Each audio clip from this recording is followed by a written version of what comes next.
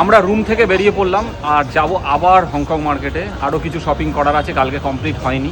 আর বেরিয়ে সকাল থেকে তো চা খাওয়া হয়নি, সেই জন্য দেখো চায়ের দোকানের সামনে বসে পড়েছি চা খাওয়ার জন্য। চা খাবো। আর ওদিকে হ্যাঁ, সঞ্জু আর রিমো হচ্ছে একটু ব্রেকফাস্ট করবে বলে পরোটার দোকানে ঢুকেছে। জানি না ওরা, হ্যাঁ হ্যাঁ এই তো, ও শুরুও করে দিয়েছে। বাহ, এটা কি লাচ্ছা পরোটা? একটু দে। তোর চা খেলি? চা খাই না, আমি কি চা খাই?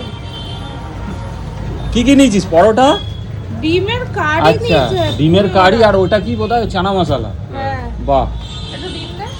তা ওরা বেশ ভালোই ব্রেকফাস্টটা করছে। আমরা আর খেলাম না সকালবেলা এইসব খাওয়ার, আমাদের ঠিক এখন সকালবেলা ঠিক ভালো লাগছে না।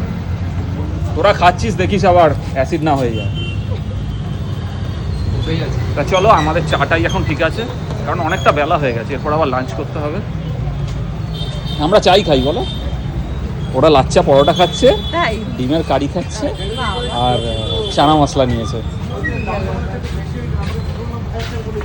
তা চলো চাটা খাই, খেয়ে আবার তোমাদের সাথে পরে দেখা।